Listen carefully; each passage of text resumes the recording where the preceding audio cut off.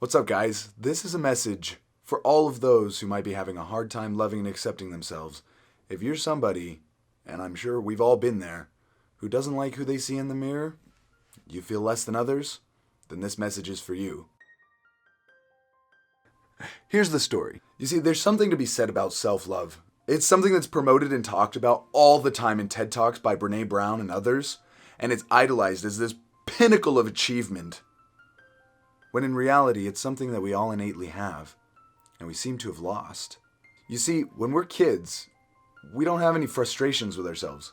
Well, not real ones anyway. Here's the thing, we start out as babies, and have you ever seen a baby that doesn't like themselves? Have you ever seen a baby that has this, innate distaste? No.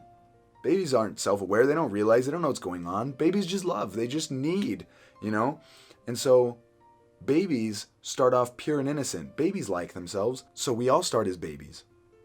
And then we kind of go through life acquiring our own distastes about ourselves. As Don Miller puts it, maybe your mom yelled at you, or you fell out of a tree, or your bike got stolen, and after that you became a character. You went into yourself too much. Sometimes we feel like God messed up. I know that sounds morbid, but we feel like He did. We don't say it out loud. But if you ask anybody, then they wish that something was different. It's as if somehow we have factory defects.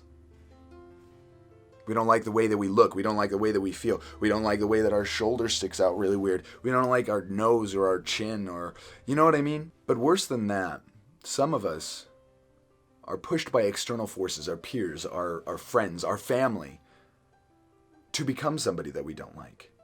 And I know that sounds wrong, and I know that sounds strange, but it's true.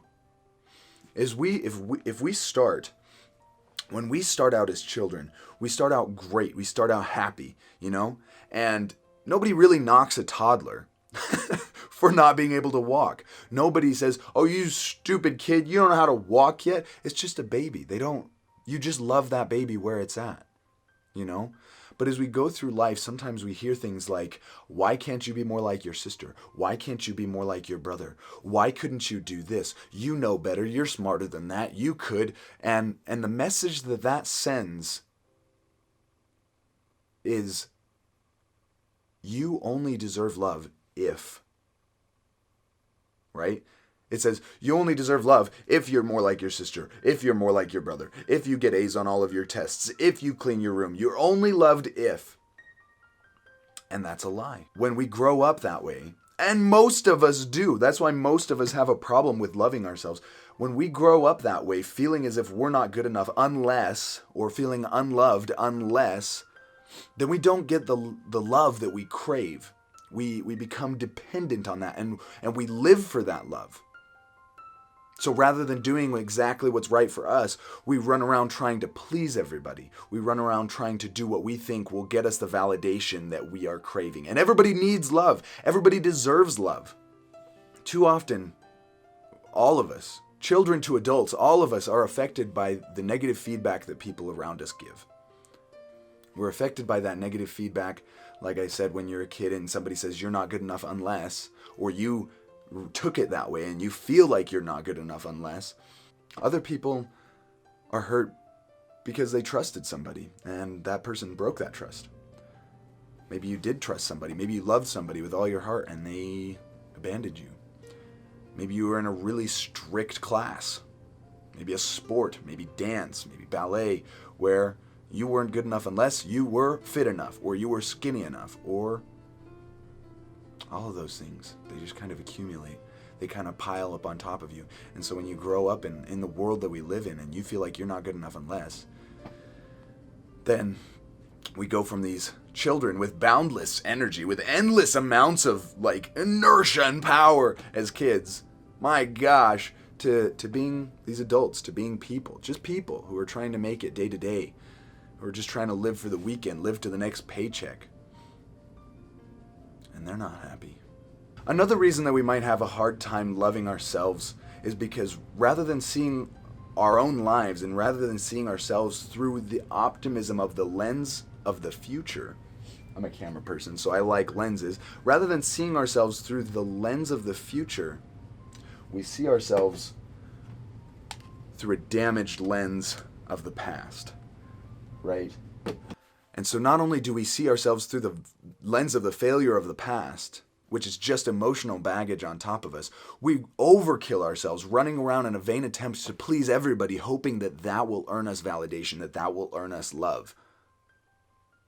Or maybe we just give up and decide if nobody can love us, then we won't love anybody else. And we close ourselves off in this inner emotional box. And there we feel safe, we feel protected, we feel like nobody can touch us, nobody can hurt us. And even if that were true, nobody likes living in seclusion. Nobody likes the fact that they're still not getting the validation that they want. Nobody likes the fact that they're closed off. You're not happy living in a box.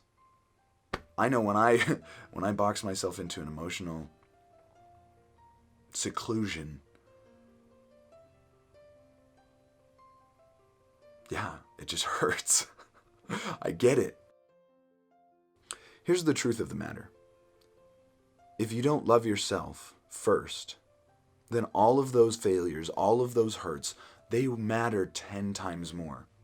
There's power in the principle that when you truly love yourself, it doesn't matter what people think. It doesn't matter if people approve or disapprove of your choices, but it allows you, it frees you to do what is best for you. There's power in the principle that if you truly love yourself, then it doesn't matter if somebody disapproves of your choices. It doesn't matter if your boss yelled at you today or your mom yelled at you when you were a child. See, far too many of us have fallen into the lie that validation from others gives me value. And so we desperately seek out love and validation, approval from others. But the truth is, we live in a flawed world with imperfect people. And even those who love us imperfectly. So if we feel dependent on their love to feel good about ourselves or to feel good enough in general, then how do we feel if they're having a bad day? If they're stressed? See, putting our dependence on other people for validation or for approval puts us on an emotional roller coaster. And not only that, not only does it not let us feel loved if they're having a rough day, but it also prevents us from loving them where they're at when they need us because they're having a bad day. Imagine that you're with some friends and you are so excited because you're getting together with these friends and you brought a plate of cookies, right? Some chocolate chip cookies. They're so good. This is your favorite recipe. It's your own recipe, right? And you bake these cookies and you bring them in. And the first person takes a bite of the cookie and says, "Holy cow, this is one of the best cookies I have ever had in my entire life." How do you feel? Oh, you feel great. You feel validated. They liked what you made for them because that's your way of showing that you care about them. They're accepting your love. Now, let's say the next person says, I don't eat, I'm not a big fan of cookies. You're like, not a fan of cookies? Who's not a fan of cookies? But does that, then suddenly you're kind of hurt. You're like, I made these for you. I did this. I made these for you.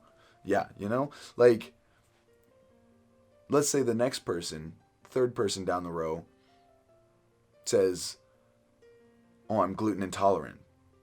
How insensitive of you to offer me cookies when I can't eat them." Suddenly that rejection hurts you. Let's say the next person takes a bite and says, I've had better cookies. I can make better cookies at home. That would hurt so bad.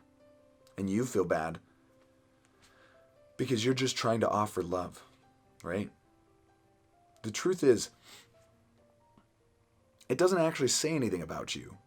So if your value as a person is based off of their opinion of you or your opinion of your cookies, how does that make you feel? Who's right? All four of your friends had a completely different opinion of the same cookie. The big lie that we tell ourselves is that their response says something about us. We think to ourselves, Oh no, I blew it. Only one out of my 4 friends liked my cookie. 3 people didn't like what I made for them. That must mean that I'm not good enough, or that I'm a failure, or that my friends don't like me. The truth is that their response only says something about them. Their response doesn't say anything about you. It doesn't say anything about you because it only says something about the way that they like their cookies. It's okay if they like their cookies differently. It's okay to be gluten intolerant and want a gluten-free cookie so that you can stay safe and healthy. That doesn't mean you should ignore any valid concerns that people might have, but you don't need to beat yourself up over any negative comments about you or about what you are doing. When Jesus Christ was on the earth, he was hated and despised and eventually killed by the religious leaders of the day. Did that say something about Jesus? No, but it did say everything about them.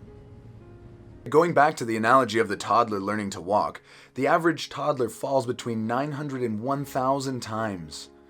You don't condemn the baby for falling that many times. You don't even think about that.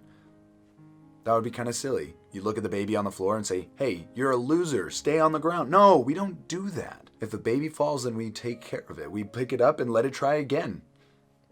That's all. The baby feels no guilt and no shame for having fallen. What's awesome is that we're able to love the baby where it's at. We don't want the baby to stay at that stage where it can't walk and can't talk and can't communicate. But we love it where it's at. We love it through each of the stages as it learns to walk, as it learns to run, as it learns to speak, we extend a lot of grace to children. However, as we get older, we don't extend the same grace to adults as we do to children. We start giving out math tests and spelling tests and workloads and things to accomplish and things to get done as they get older. And not everybody learns at the same pace. For some reason, as adults, it's no longer okay to make mistakes. And if we make a few mistakes, then we're labeled as slow or dumb, or another label that might make us feel less than, or not worth it, or not good enough. And this isn't just in school. This happens in sports, this happens in dance, this happens all over the place, all the time. And we feel that our validation, we feel that our love is attached to those labels. And suddenly it doesn't become about loving ourselves. It becomes about pleasing others and doing what's expected of us. And oftentimes doing what everybody else wants us to do doesn't bring real validation from ourselves. All people don't measure up. When we're trying to strive for perfection, to please everybody, to do all those things, none of us make the cut. For a lot of us, there's a lot of stress in maintaining an image so that others think that we measure up. I have this personification of myself where I'm always happy, always having a great time. I'm so stoked. Everybody knows me for that. Everybody expects me for that. And I have this fear of failure. I have a fear of letting people in, oftentimes because I feel like if they realized when I'm having a hard time, then they won't love me. And that's hard for me. That's hard. I'm being too transparent. Cut! When we wear a mask like that and just pretend to be happy and stoked all the time, then fear of failure becomes a big stress in our lives. The need to be seen as becomes a huge part of who we think we are because we're trying to please. See, here's the thing. Many people who appear happy and stoked and successful and like they have it all together are actually just leading lives of intense stress. And many people who seem stressed and miserable are also leading lives of intense stress. We need to get back to the truth that we identified with when we were born. Love is not earned. As a baby, we didn't earn it. We didn't jump through any hoops or do any tricks to be loved. We just are. As children of God, we are by nature loved, no matter where we are on the road of life. Now, there's always room for improvement. There's always room to grow and to learn. All of this, accepting yourself where you're at and loving yourself where you're at and loving others where they are at, doesn't mean accepting flaws in yourself. It just means that we're constantly loving ourselves as we progress on this road we call life. It's just like they are with the toddler. We love the baby when it can crawl. We love the baby when it can walk. We love the baby when it starts to run. We need to love ourselves, whether we are where we want to be in life or not, or whether we're still on that road. It's okay to love yourself. It's okay to accept yourself, flaws and all, while you try and strive to overcome those flaws. And as we overcome more, our self-confidence goes up. It's easier to overcome those flaws when we love ourselves. And because it's easier, then we do it more, and we overcome more, and we achieve more, and we do more because we love ourselves. But we're not doing those things to be loved. We're doing those things because we are loved. In summary, you are loved. You are worth loving. You're amazing. You're incredible. Forgive yourself for your past mistakes. And forgive others for condemning you. Forgive others for saying negative things about you. Move past it and realize that your self-worth does not come from the opinions of others. Realize that your self-worth does not stem from your achievements. You are worth it. You are worth it the whole time. No matter what you're going through, you are worth loving. You are a valuable person, you are a beautiful person, and you have great potential to do great things. And let's say, even if you didn't have great potential to do great things, you're still worth loving. You're still incredible. Are you worthy of sunshine? You may think you are, but does that mean you can be unworthy of sunshine? Is there any way you can disqualify yourself from sunshine? No. No. No matter what you do, the sun will not withhold its light from you. Since you cannot be unworthy of sunshine, you cannot be worthy of it either. It simply comes to you as a gift from God.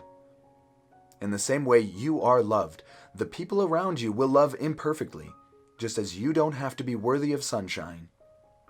You don't have to be worthy of being loved. It is a gift, no matter where you are on the road of life. You can receive or reject the gift of love, just as you can receive sunshine or stand in shadows. But you are lovable, regardless of how much room for improvement there is. You are worth it.